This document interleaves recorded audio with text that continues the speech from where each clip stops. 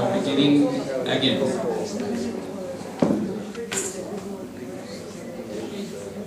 Ready, translators? Okay.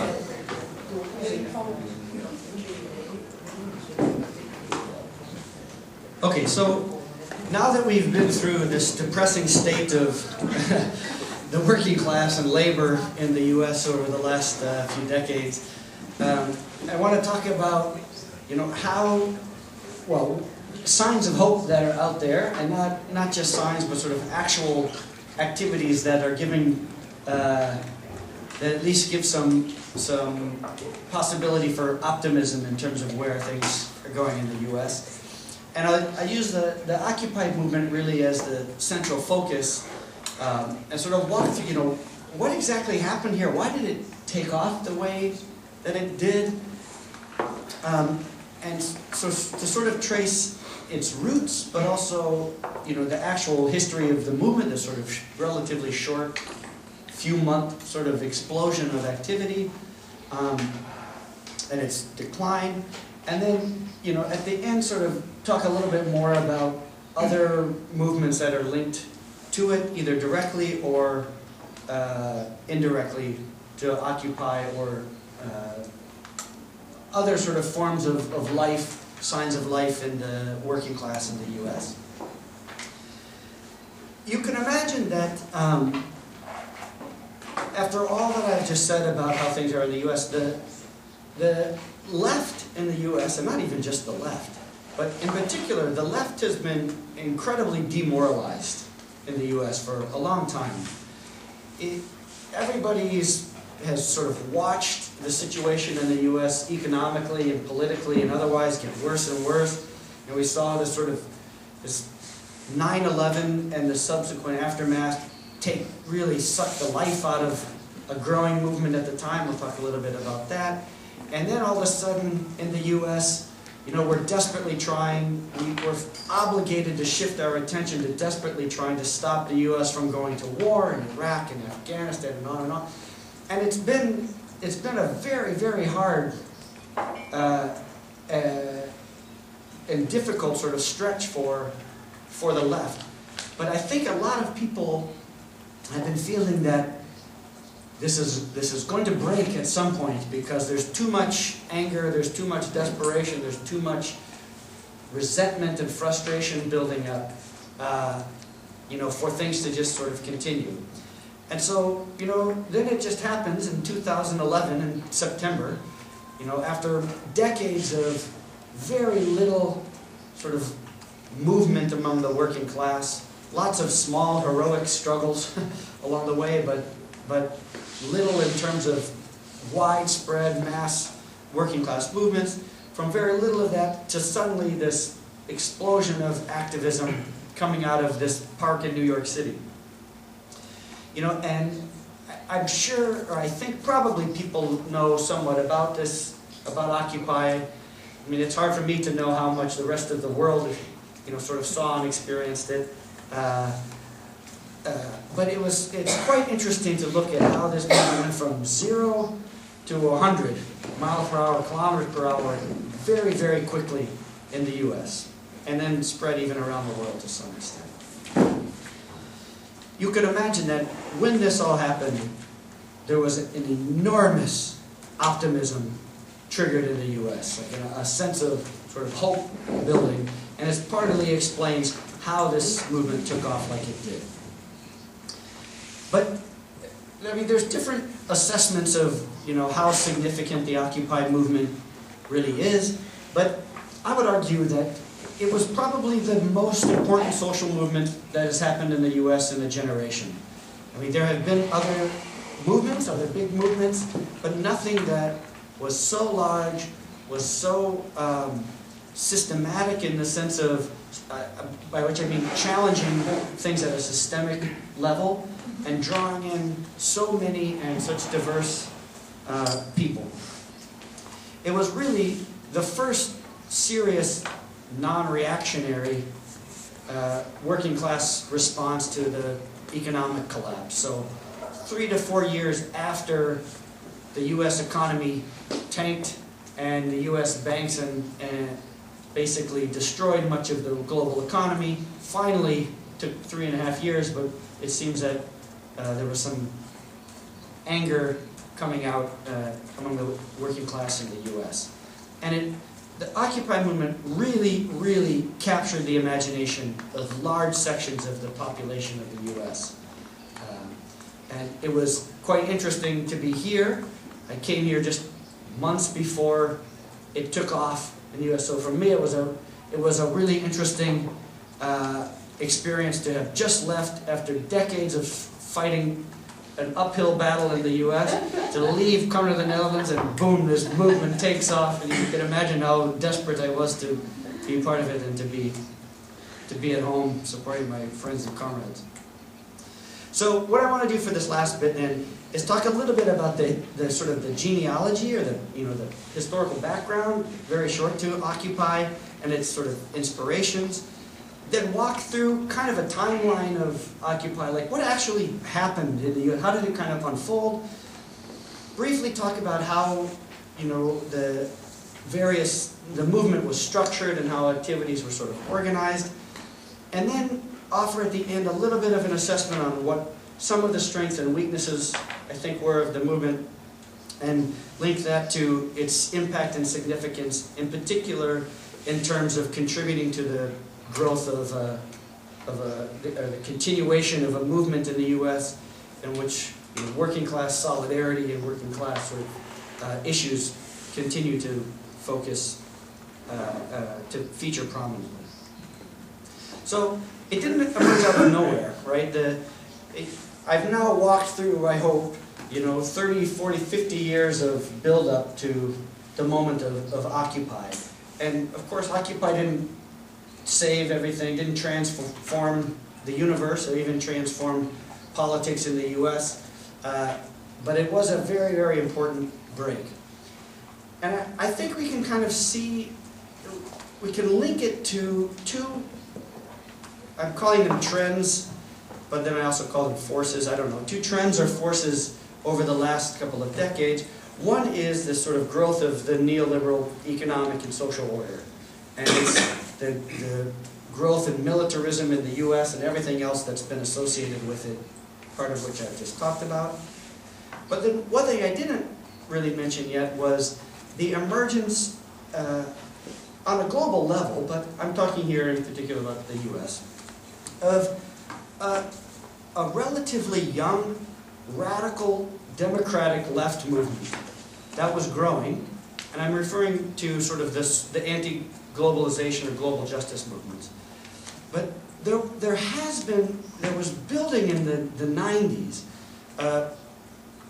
a radical left movement that was not really committed to orthodox Marxists, not really deeply committed to the labor movement, and as sort of past working class movements have been.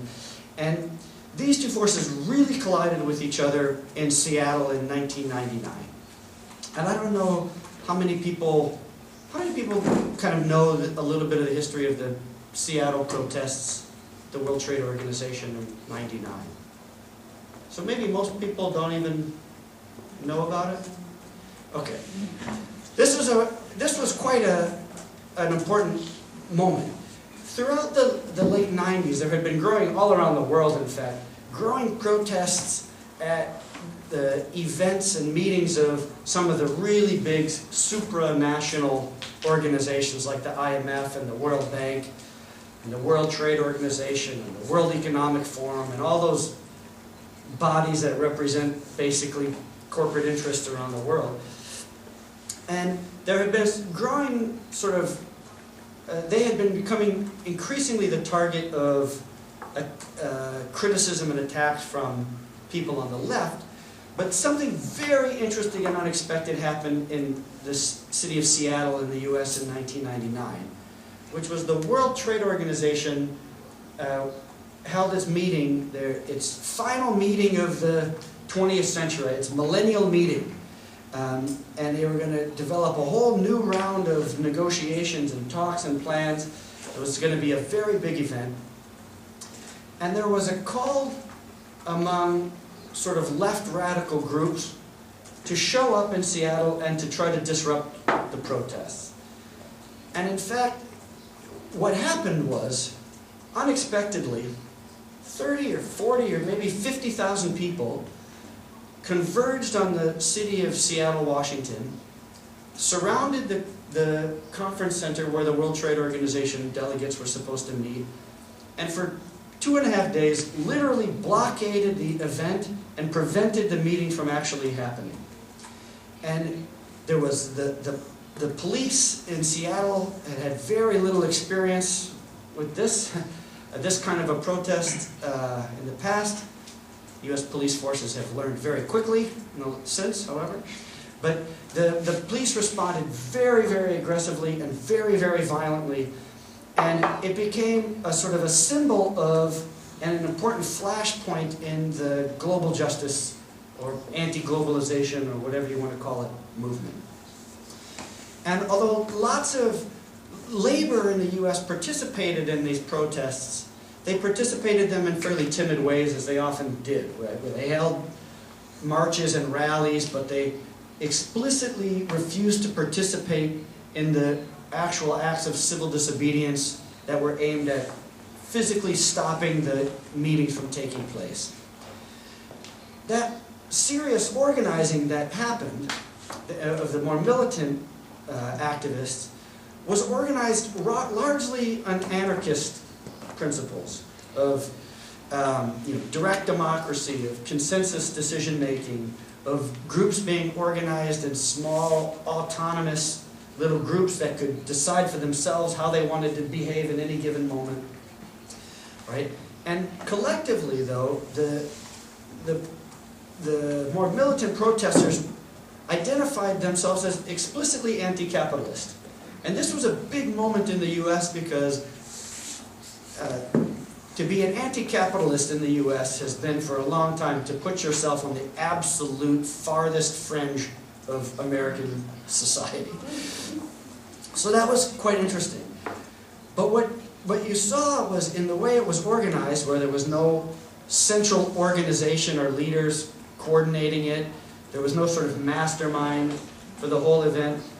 There was a collective organization and a call for people an invitation for people to participate. And nobody expected it, and it exploded, and it became this big event, became a symbol of the anti-globalization movement and an inspiration for many, many more sort of future protests like it. And in it you can very much see the roots or the similarities with the Occupy movement. And we'll come back to that in a moment. But so Seattle became very interesting because it was the brutality of the police was sort of laid out in front of the world. It was really extremely brutal, and in the face of that brutality, people kept coming back and kept coming back. And so it was deemed an enormous success, even though many hundreds of people were arrested. But the WTO was unable to meet, and it was a very exciting moment. And in that period, right, of the 1990s, there was also, you could start to see signs of student labor coalitions building. The anti-sweatshop movement was really big on campuses across the U.S., and students were making explicit sort of connections and links with labor unions in the U.S., but also internationally. And they were also growing signs of a resurgence of the environmental movement, linked more closely to the labor movement than had ever happened in U.S. history. So there was all kinds of signs of excitement and good things happening.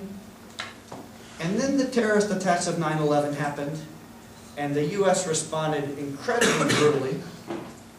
And one of the things that the U.S. did was immediately crack down on any form of protest. They used the fear of terrorism that we're all now quite familiar with, I'm sure, as an excuse to crack down on dissent, and in particular on sort of far-left organizing in the U.S. And it was a major blow to the global justice movement, because not only did the police start to physically crush these movements and to infiltrate organizations and disrupt them, but it also created an environment in which leftists in the U.S. had to turn their focus towards what everybody feared the U.S. government was going to do in the wake of 9/11, to try to stop the wars from happening. And once they started, they tried to prevent or to end them, none of which worked, and which also contributed very much to this sort of sense of demoralization in the U.S. But there were, nonetheless, through the 2000s, there was bubbling, and there were actions and signs of movement. There was the anti-war movement, which didn't stop the wars, but garnered a lot of support. There was a strong and growing Latino immigrant rights movement, including for the first time undocumented workers in the U.S. openly protesting and identifying themselves as undocumented workers. So in other words, technically not having legal status to be in the U.S. You had this heroic case of a small union in Chicago, mostly made up of Latino workers, who, when their factory was going to be closed, occupied it and demanded that it stay open, and won. And in fact, just within the last 6 months, I think, that happened in 2008, just within the last 6 months, those same workers have formally taken over that factory and now run it as a worker-owned cooperative. So there were these sort of signs of things going on, but overall, the left was really in pretty serious disarray in the 2000s, after some sense of build and then knockdown. But we then have the economic collapse, right? But something interesting happened. Because there was very little political organization on the left, and because there's no strong sort of systematic critique of capitalism, or a strong sort of articulation of what a post-capitalist future might look like in the U.S.,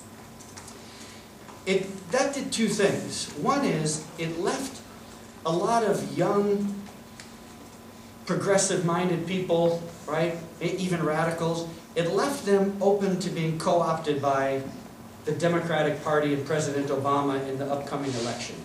And that happened. Lots of youth energy, right, was pulled into sort of mainstream conventional political politics.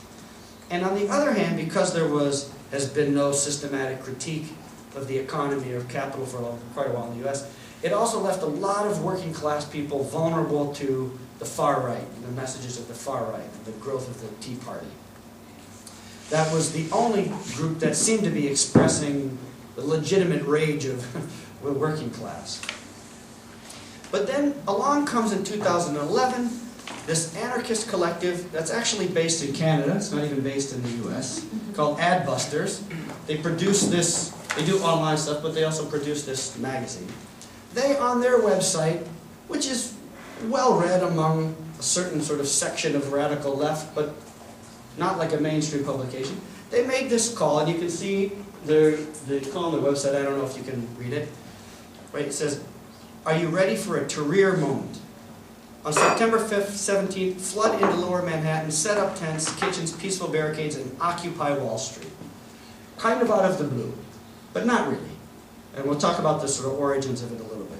But it began with a few thousand people show up, a couple hundred people stay in camp, but in fact, within a few days, it mushroomed into many thousands of people, and within a couple of weeks, it had become a national, and in some ways an international movement with millions of people and protests in cities around the country and around the world.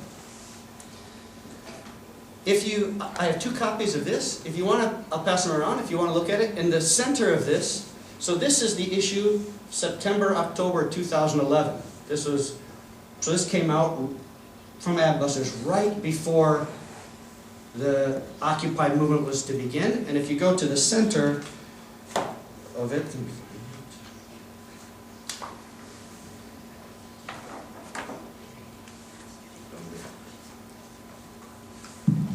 you can see this sort of poster that was their sort of last sort of call for the Occupy movement. So I'll send that around. You can get a sense of what this magazine is, and if you want to look at that poster. Okay, so let's sort of back up a little bit. So why did this happen? Well, I just went through all of this sort of intense and growing anger in the U.S., this economic crisis, right? But the question then was, how did this work? This was a small, relatively small anarchist collective. They make a call for a very bold action with no idea of what's going to happen, and then it explodes into this mass movement. Well, part of the question of why now, of course, is rooted in the actual material conditions in the U.S. and those crises. But this is coming off of, right, lots of press in the U.S., at least in the sort of alternative and left press, of the Greek austerity movements, right, and seeing people in Greece protesting in the streets.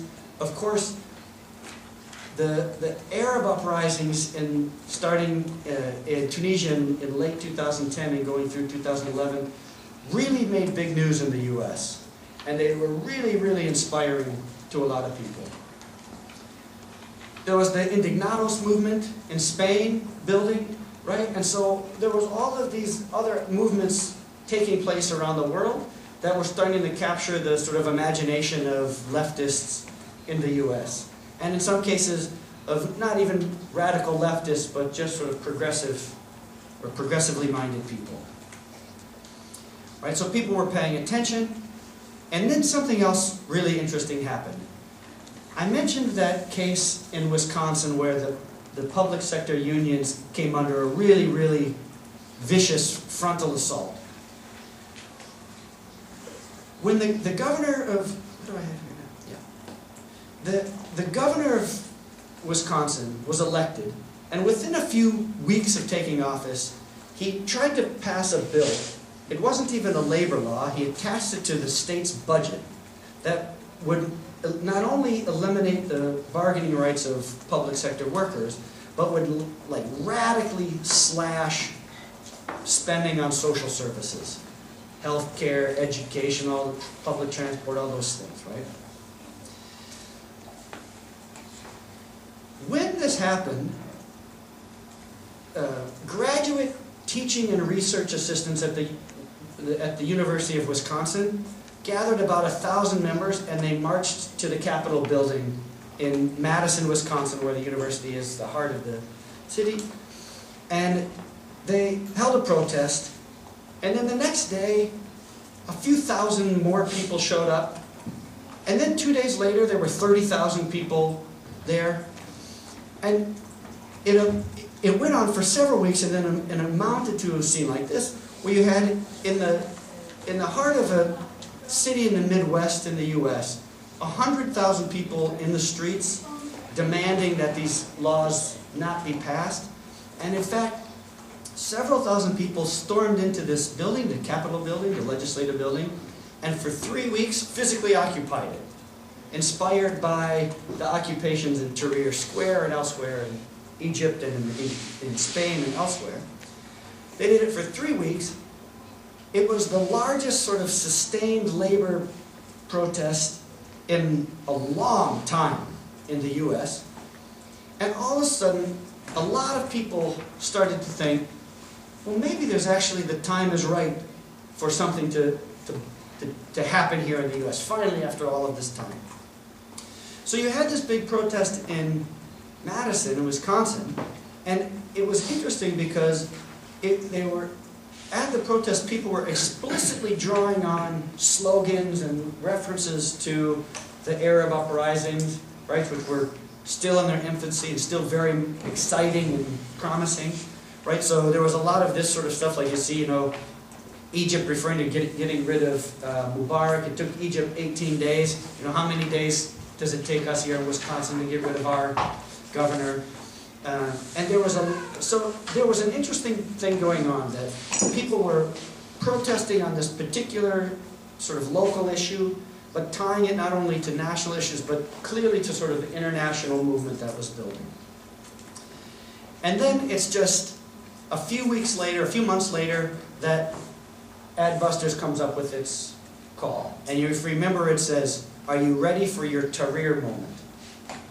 And I will tell you that radical activists around the U.S. knew this call had happened, and people were quite curious. Is this going to amount to anything? And what happened, the date rolls around, September 17th, about 1,000 people show up, and about 200 or 300 people actually stayed and camped, not at Wall Street, but in this park nearby. And it started to grow really quickly. So by the second day, there were a few thousand people there. The third day, there were, again, sort of 5,000 or 6,000 people. And it was interesting because the media in the US basically didn't cover it. The mainstream media just completely ignored it as if it didn't exist. But then, within a few days, there were hundreds and hundreds of people camping in this park. All kinds of people flooding in, right, by the thousands every day to attend assemblies and meetings and marches. And to be honest, watching, you could tell that the US media was completely baffled. They didn't understand where this was coming from at all. And they couldn't no longer sort of ignore it. And all of a sudden it popped into the mainstream press, and it just took off. It took off. And so just a few days after it starts, there's a march that happens, a peaceful march, and for reasons that nobody fully understood or expected, the police in New York City pretty violently attacked a few thousand protesters, and all this video spread of them corralling people, kenneling people, and then spraying them with pepper spray while they were kenneled or while they were, held. And then that night, I don't know how many thousands of people showed up at the General Assemblies in Zuccotti Park. And then they just started popping up all around the country. These events, first in the big cities, right, and then more and more to other cities around the country. And I mean, maybe for many of you, you've been involved in similar sort of things in your own countries or are aware enough about what was going on. But what was happening is that people were organizing these daily general assemblies. They were having these consensus-based meetings and decisions talking about the economic crisis, talking about what to do about corporate power and about the decline in wages and all of this. They started to form working groups and try to build ties with local community groups and labor movement. And there were all kinds of protests and marches going on. People set up kitchens to feed each other, libraries, all this stuff. Stuff that happened not first in Zuccotti Park in the US, but in Tahrir Square and in the Puerto del Sol and other places. And it grew very, very fast. In terms of its structure, it took different forms, but there were some things that were pretty common about it, right? There were important idea, right? Drawing on these events elsewhere around the world and in Wisconsin was like the physical occupation of a space, right? To actually show up somewhere and refuse to move. The rejection of mainstream or traditional social and political organizations. And in the US, this very much included much of the sort of mainstream labor movement. In fact, the big unions, conservative and sort of institutional, as bureaucratic as they were really kind of kept a distance. But many rank and file union members were participating.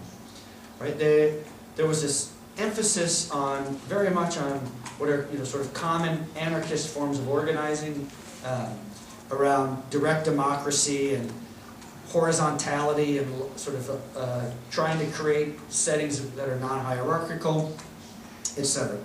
All the while proposing what's sometimes called a dual power strategy, right? Which is to, on one hand, to try to create an example of what a future society could look like, and at the same time to try to tackle, to act in resistance and try to destroy and take down those aspects of society that are problematic.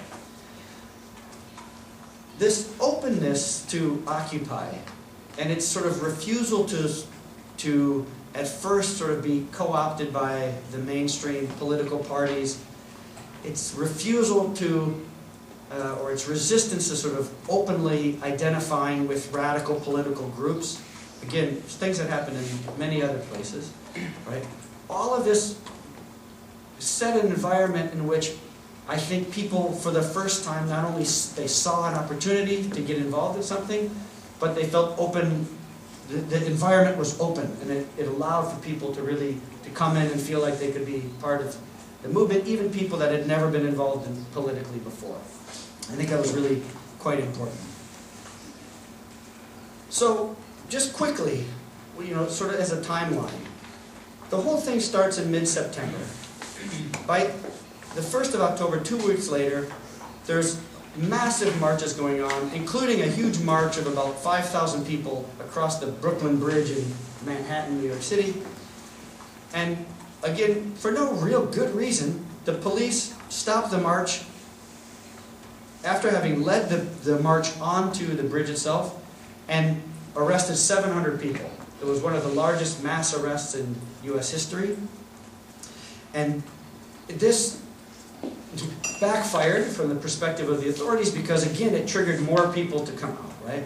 So all of a sudden, students started to walk out of classes. More and more people started to show up. Some of the bigger labor unions started to actually participate more overtly in the movement.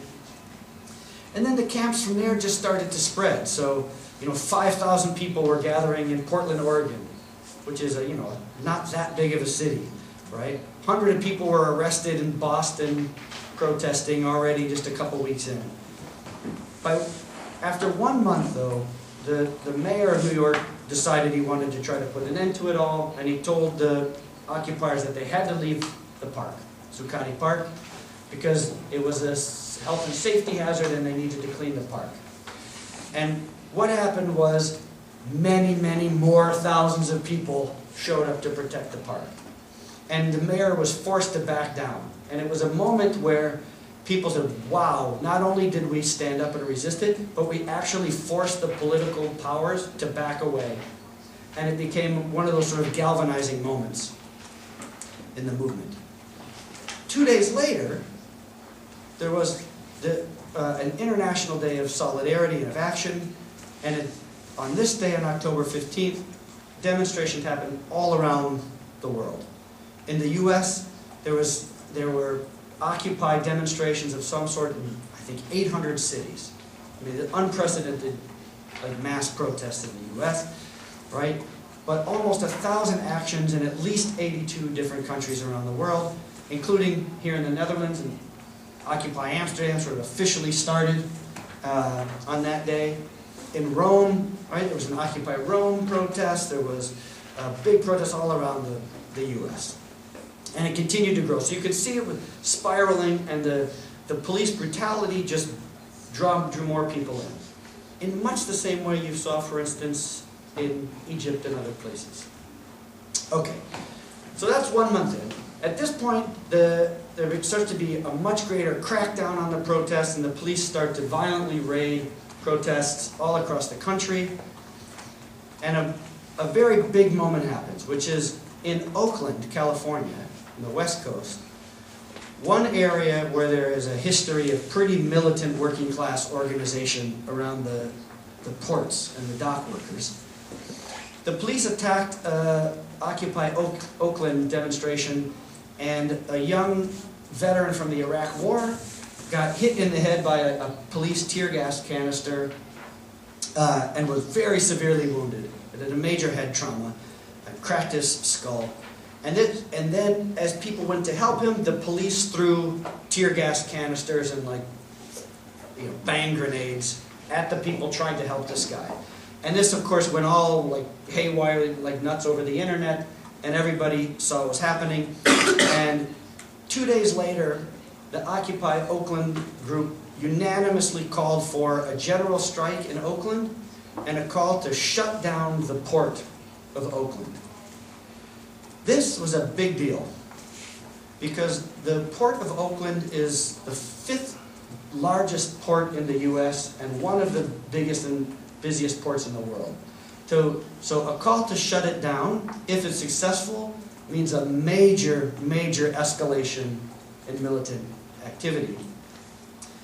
And in fact, when that day rolled around, it happened. Some people say it was a general strike. I'm not sure if that's exactly accurate. Lots of people struck or didn't go to work and participated, but was it a general strike in Oakland? I don't know for sure. But what happened for sure was that many tens of thousands of people marched to the port. Here you can see the people marching across interstate, the highway going to the port, and they succeeded in shutting down the port. The dock workers union was in an interesting position because legally they have to be very, very careful about striking, or they risk having their union decertified or destroyed.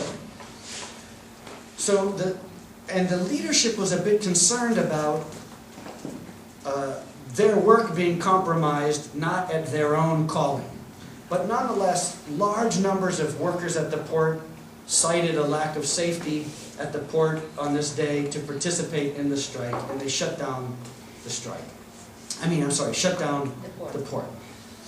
And it was a very, very big moment. It made it all over the U.S. and world news that this had happened. And again, you see this incredible excitement building. All of a sudden, for the first time, people are seeing like large-scale, working-class, militant action that's having a real effect. Okay, I have to go very, very quickly through the last little bits. All through that month of November, now we're a month, 6 weeks in, there are many more camps, thousands of people get arrested. Protests start to emerge, not directly in occupied camps, but all around. So, 10,000 people circled the White House to try to stop this terrible oil pipeline project that's being proposed to take oil from Canada through the U.S. to Mexico on a giant pipeline, right? Students at campuses around the country started to walk out of school and sort of not only in support of Occupy generally, but also against the cost of tuition and student debt. Went on and on and on. And that's when in the U.S. there was clearly a sort of a national decision to try to shut down the movement. And there was a whole series of highly coordinated, highly violent raids on Occupy camps all around the country, with lots of arrests. So I just put up just examples of places where camps were evicted, all in the within a week or a week and a half in mid-November 2011. And then on the 15th of November, the police declare in New York City that they're going to forcefully evict the Zuccotti Park encampment. That's the original sort of heart of the movement. And they managed to do that. There were some attempts to reclaim the park that didn't really work. And the police used quite violent tactics, including, in one of only a couple of cases, these military weapons that the U.S. is experimenting with called long-range acoustic devices that are they produce this incredibly painful, penetrating squeals, like very loud, that are designed to sort of disperse crowds. And so they were testing some new technologies on the camps. By December, basically the camps had been evicted across most of the U.S., most of them around the world that were formally affiliated with Occupy, had either were evicted or had sort of closed up, right? What killed this movement was largely the sort of violence and repression by the authorities. But on the other hand, it in many ways, when I talk to friends and comrades who've been involved in the struggle and read about it, it's clear, as in other places that such occupations happen, it also became quite hard to manage, right, the occupations themselves. But overall in the U.S., you had 7,000 people arrested, many people engaged in civil disobedience and arrest for the first time in their lives, and really importantly, a young generation of people for the first time getting a taste of militant activism and also a sense that it can actually make a difference. So the movement sort of ended there formally, but out of it have remained a lot of important things. There's some very explicit sort of groups and activities like Occupy. The microphone doesn't work. Can I have that to just wrap up the last? Uh-oh. Now the second one is dead. Hello? No, okay.